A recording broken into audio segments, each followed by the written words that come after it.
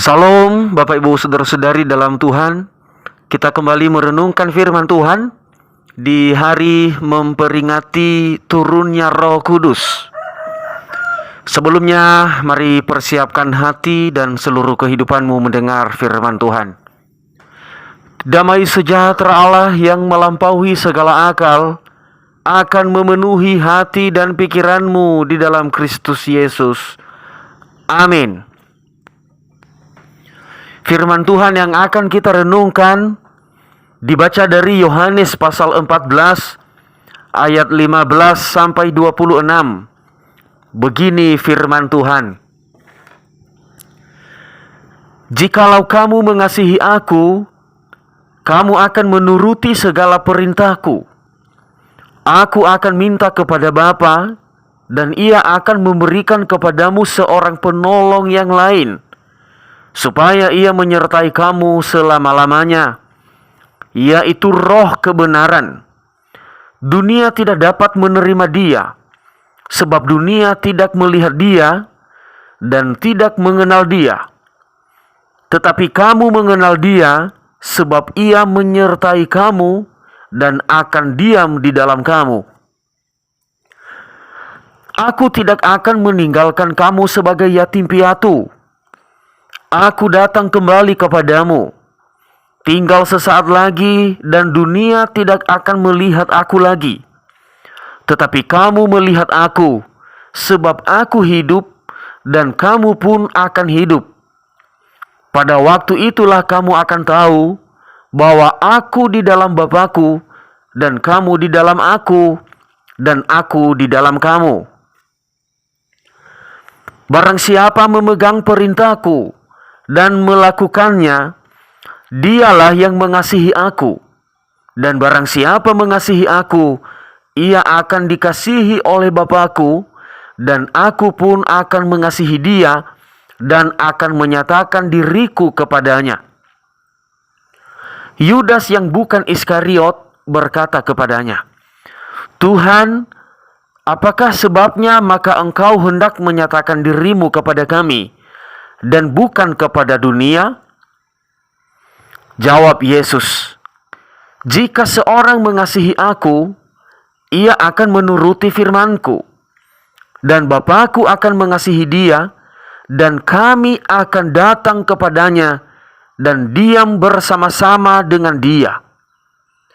Barang siapa tidak mengasihi aku, ia tidak menuruti firman-Ku. Dan firman yang kamu dengar itu bukanlah daripadaku, melainkan dari Bapa yang mengutus aku. Semuanya itu kukatakan kepadamu, selagi aku berada bersama-sama dengan kamu. Tetapi penghibur, yaitu Roh Kudus, yang akan diutus oleh Bapa dalam namaku, dialah yang akan mengajarkan segala sesuatu kepadamu dan akan mengingatkan kamu akan semua yang telah kukatakan kepadamu. Demikianlah pembacaan ayat firman Tuhan. Dan adapun tema firman Tuhan yang kita renungkan adalah peran Roh Kudus dalam hidup orang percaya. Saya menyapa saudara-saudari dalam Tuhan kita Yesus Kristus. Salam.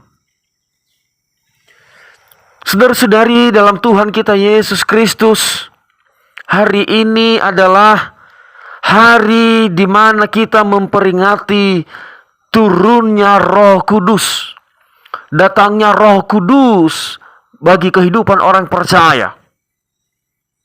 Tetapi perlu kita ketahui, Roh Kudus itu bukan sekedar datang, bukan hanya sebatas turun, tetapi ia berperan dalam kehidupan manusia, terlebih-lebih bagi orang percaya.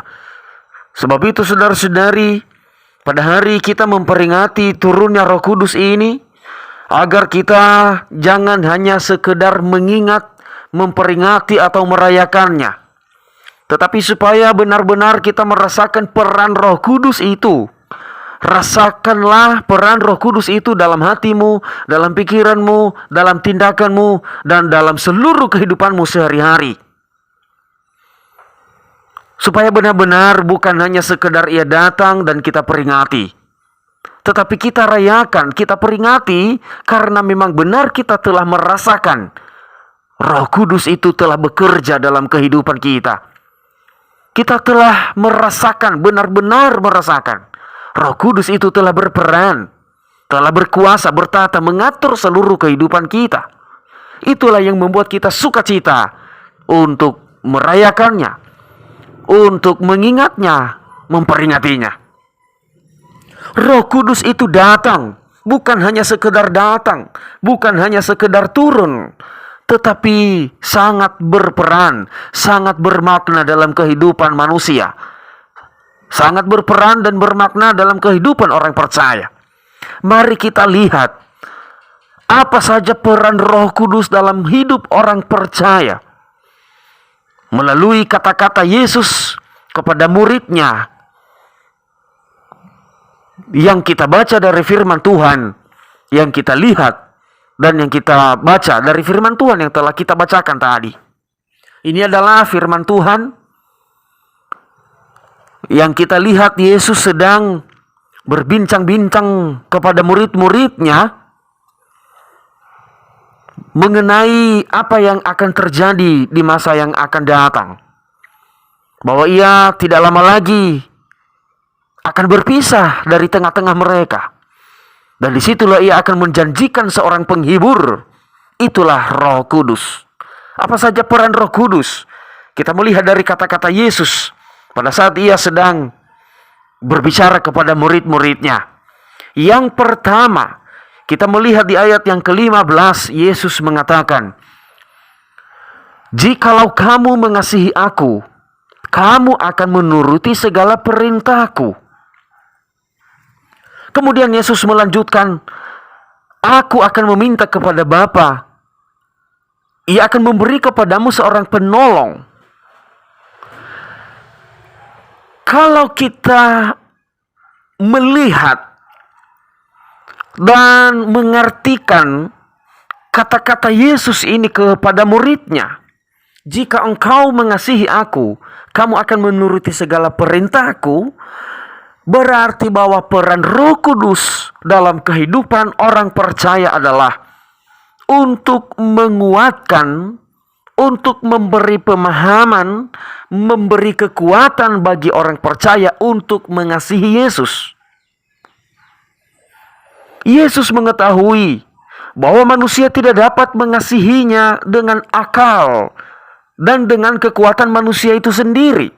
Yesus sendiri tahu selama ia bersama-sama dengan murid-muridnya dan ia bertemu orang-orang di beberapa tempat, bahkan yang ada manusia atau orang-orang yang ada menghujat Yesus, menolak Yesus, tidak dapat mengasihi Yesus dari hatinya yang paling dalam. Bahkan murid-muridnya sekalipun belum bisa mengasihi Yesus dengan sepenuhnya. Yesus telah tahu itu. Yesus telah merasakan itu, mengetahui hal itu. Itu makanya ia menekankan kepada murid-muridnya, "Jika engkau mengasihi aku, engkau menuruti segala perintahku. Oleh sebab itu aku akan meminta kepada Bapa supaya ia memberi kepadamu seorang penolong." Berarti Bapak Ibu Saudara-saudari, untuk mengasihi Yesus dengan sempurna hanya melalui kekuatan Roh Kudus. Peran Roh Kudus dalam hati seseorang yang menyebabkan seseorang tersebut mengasihi Yesus dengan tulus, ikhlas, dan sempurna dari hatinya yang paling dalam. Tetapi jika dengan kekuatan manusia, jika seseorang mengatakan, "Aku mengasihi Yesus," tetapi hanya dengan akal, hanya dengan kekuatannya sendiri, mustahil ia dapat mengasihi Yesus dengan sempurna. Karena di dunia ini begitu banyak tantangan. Banyak tawaran-tawaran dunia yang lebih menarik, yang membuat manusia jauh daripada Tuhan, yang membuat hati seseorang tidak mencintai Yesus. Ia lebih mencintai dunia, lebih mencintai harta, nama baik, popularitas. Itulah yang lebih dikejar-kejar orang. Jika bukan karena kekuatan Roh Kudus, bisa saja nama Yesus hilang dalam hati manusia. tidak lagi mencintai Yesus, tidak lagi mengasihi Yesus. Itulah peran Roh Kudus, dan itulah tujuan Yesus mengatakan, kasihilah aku, lakukan perintahku. Aku akan meminta kepada Bapa, memberi kamu penolong. Hanya melalui Roh Kudus, saudara-saudara, kita dapat mengasihi Yesus. Sebab itu, dalam iman percaya kepada Tuhan Yesus, jangan andalkan pikiran sendiri. Jangan andalkan kepintaranmu sebagai manusia. Setinggi apapun sekolahmu, gelarmu, mau dapat gelar S berapa, gelarmu mungkin ber-SS atau berapa saja, jangan gunakan SS itu semua, gelar-gelar itu semua untuk mengasihi Yesus. Tetapi berserahlah kepada Roh Kudus. Biarlah Roh Kudus itu berperan dalam hatimu dan pikiranmu, sehingga melalui Roh Kudus itu engkau mengasihi Yesus. Engkau mengasihi Yesus dengan ikhlas, dengan sempurna.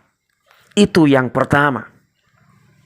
Sekali lagi, bahwa peran Roh Kudus dalam kehidupan orang percaya, yang pertama untuk menguatkan seseorang tersebut, menguatkan orang percaya tersebut untuk mengasihi Yesus. Yang kedua, Bapak Ibu Saudara-saudari, peran Roh Kudus dalam hidup orang percaya. Mari kita lihat kata-kata Yesus di ayat yang ke-18. Ia mengatakan kepada murid-muridnya, "Aku tidak akan meninggalkan kamu sebagai yatim piatu. Aku datang kembali kepadamu." Dari kata-kata Yesus ini, bahwa ia sangat mengasihi orang percaya.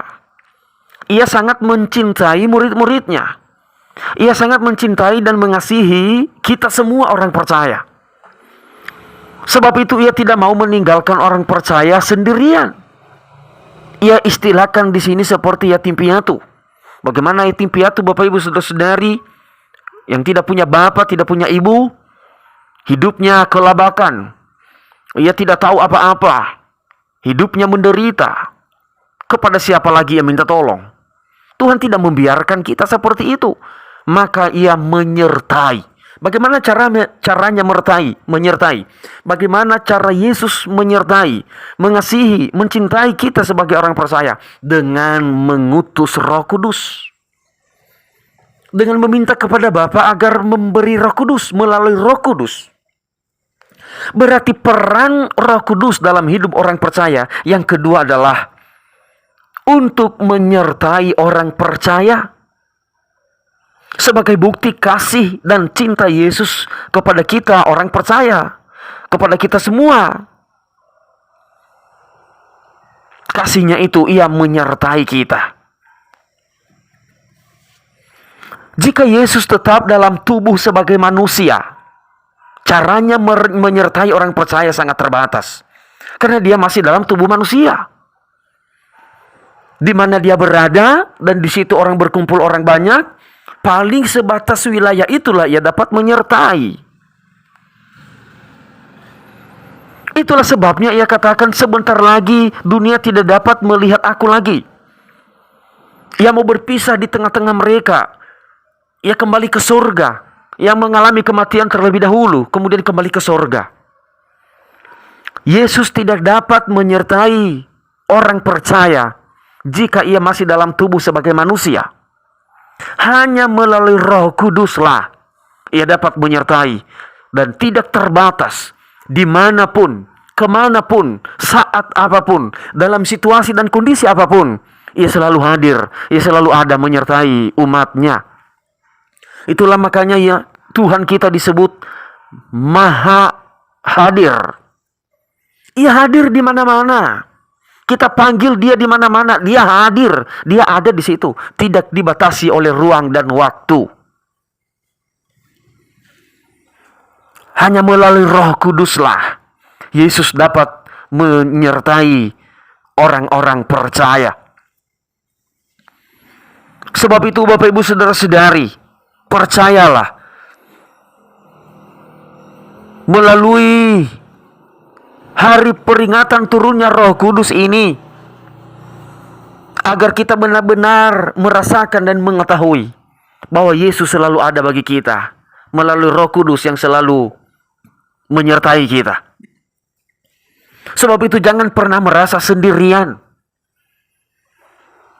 Jangan takut, jangan khawatir, jangan putus asa jika terjadi sesuatu pergumulan, beban berat. Ada Yesus bersamamu. Ada Roh Kudus di hatimu. Tuhan tidak membiarkan engkau menderita. Tuhan tidak membiarkan engkau sendirian. Tuhan tidak membiarkan engkau menanggung bebanmu sendirian. Datanglah kepada Tuhan Yesus. Berteriak dalam doa kepadanya. Biarkanlah Roh Kudus itu berperan dalam perasaanmu, dalam pikiranmu. Maka seluruh beban hidupmu akan selesai. Engkau dapat menanggung apapun, seberat apapun masalah hidupmu. Itulah peran Roh Kudus. Kita sebagai orang percaya tidak pernah sendirian menjalani hidup ini. Kemanapun dan dimanapun kita berada, Yesus selalu ada di situ. Dengan melalui Roh Kudus. Roh Kudus yang selalu ada menyertai kita. Berarti yang kedua dapat kita pahami bahwa peran Roh Kudus dalam hidup orang percaya adalah untuk menyertai kita sebagai orang percaya. Sebagai bukti kasih dan cinta Yesus kepada kita, Ia tidak membiarkan kita menderita sebagai yatim piatu. Tetapi Ia turut merasakan apa yang kita rasakan. Ia turut melihat, merasakan, menolong, membantu. Jika kita dalam sukacita, Tuhan melihat. Jika kita sedang mengalami berkat, Tuhan merasakan. Terlebih-lebih jika kita dalam pergumulan, dalam kekurangan, dalam beban berat, Yesus hadir di situ. Jangan pernah takut dan ragu melalui peringatan hari turunnya Roh Kudus ini, supaya kita tetap bersukacita, bersukaria, menjalani hidup ini, tetap percaya kepada Tuhan bahwa Tuhan Yesus selalu menyertai kita. Dan kemudian kita juga harus mengizinkan Roh Kudus itu berperan dalam kehidupan kita.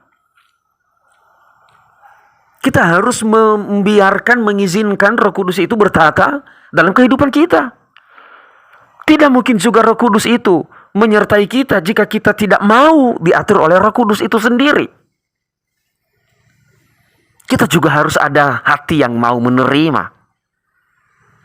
Itulah peran Roh Kudus, Bapak Ibu Saudara-saudari. Kemudian selanjutnya yang ketiga, peran Roh Kudus dalam hidup orang percaya. Mari kita melihat kata Yesus kepada murid-muridnya dari firman Tuhan ini di ayat yang ke-26. Ia mengatakan, tetapi penghibur yaitu Roh Kudus yang akan diutus oleh Bapa dalam namaku, Dialah yang akan mengajarkan segala sesuatu kepadamu dan akan mengingatkan kamu akan semua yang telah kukatakan kepadamu.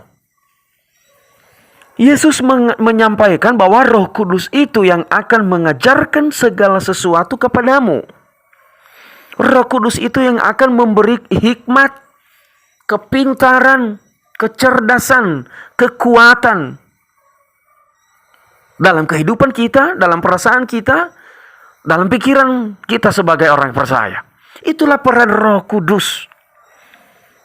Sekali lagi, peran Roh Kudus adalah untuk mengajarkan segala sesuatu, sehingga kita dapat memahami, dapat tahu apa saja yang dilakukan oleh Tuhan bagi kita, bagaimana Yesus menyelamatkan kita, apa yang dimaksud dengan kerajaan surga itu. Roh Kuduslah yang memampukan kita melihat itu.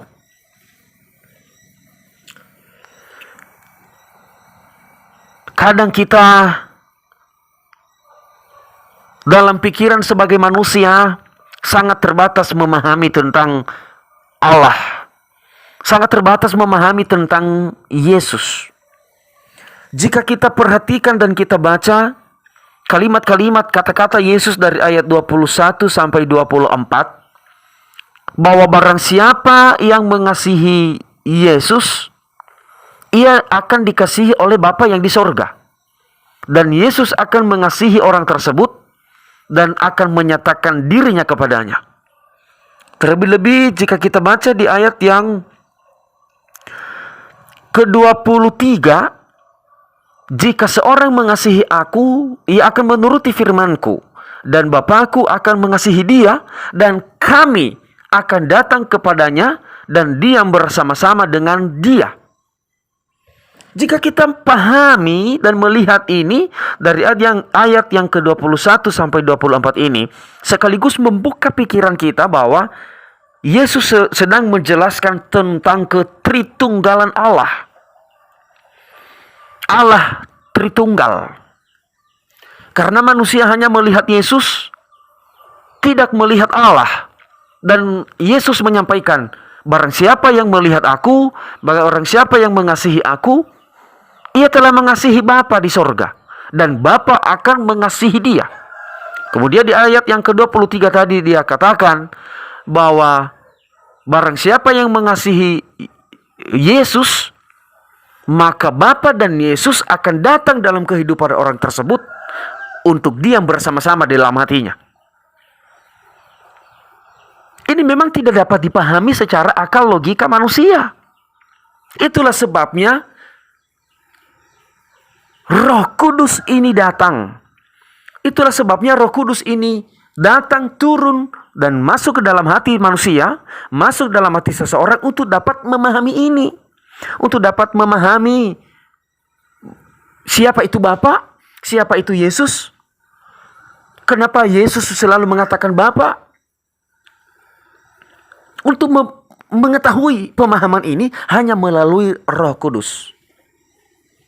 Orang-orang yang di luar Kristus yang tidak memiliki Roh Kudus selalu menghina-hina orang-orang Kristen, orang percaya.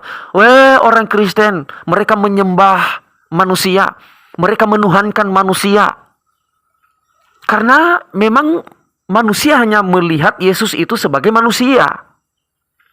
Tanpa memahami kata-kata Yesus ini bahwa antara dia dengan Bapa adalah satu. Yang mengasihi Yesus telah mengasihi Bapa. Yesus menjelaskan ketritunggalan Allah Bapa, Anak, dan Roh Kudus. Orang-orang yang tidak memiliki Roh Kudus, yang tidak mengizinkan Roh Kudus itu berperan dalam hati dan pikirannya, tidak akan dapat memahami tentang Tritunggal. Tidak akan memahami tentang Bapa yang di sorga, Allah pencipta langit dan bumi. Hanya melalui peran Roh Kudus lah.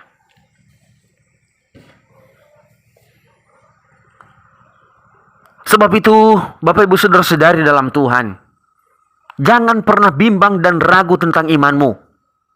Imanmu terhadap Yesus Kristus. Karena imanmu terhadap Yesus, itu adalah imanmu kepada Bapa di sorga.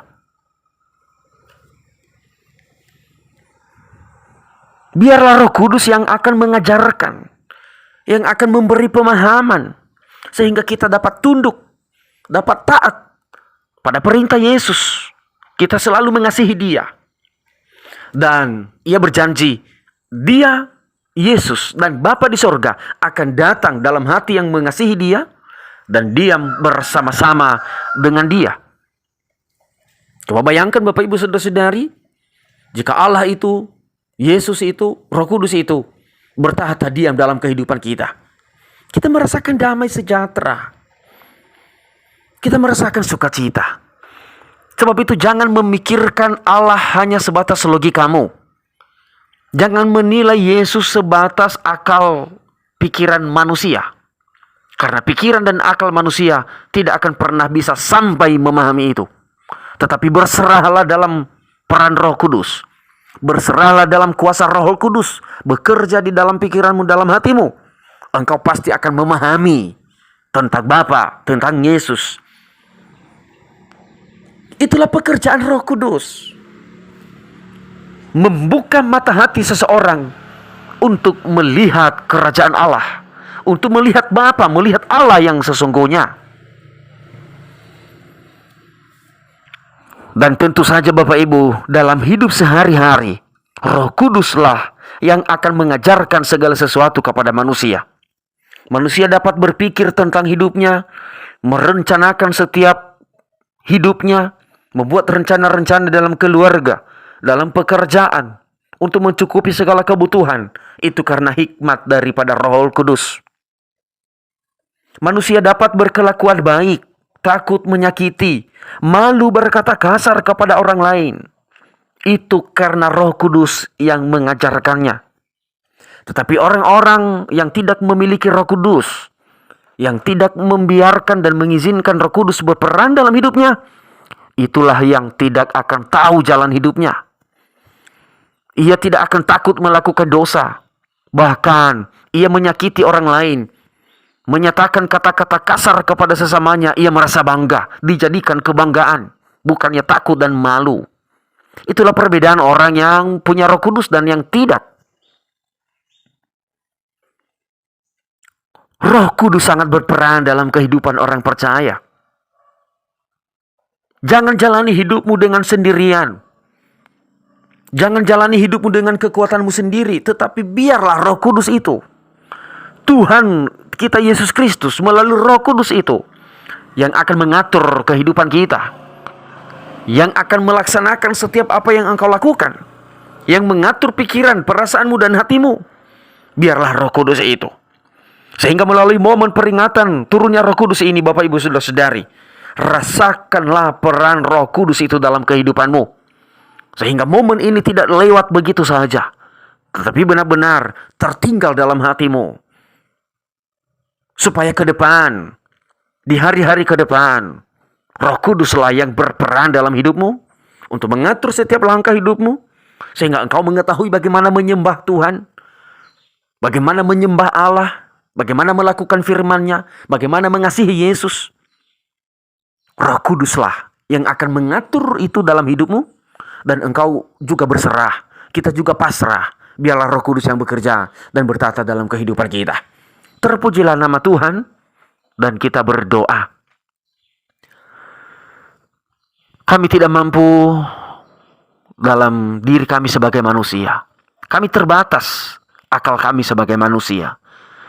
Tetapi peran Roh Kudus itulah yang memampukan kami untuk mengasihi-Mu, Yesus.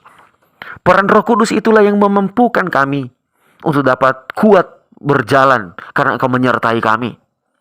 Dan melalui peran Roh Kudus itulah yang mengajarkan segala sesuatu bagi kami untuk memahami tentang Tuhan kami, untuk kami dapat memahami tentang perbuatan baik kami. Terima kasih Tuhan, sertai kamilah Roh Kudus, dan kami akan berserah kepadamu. Amin.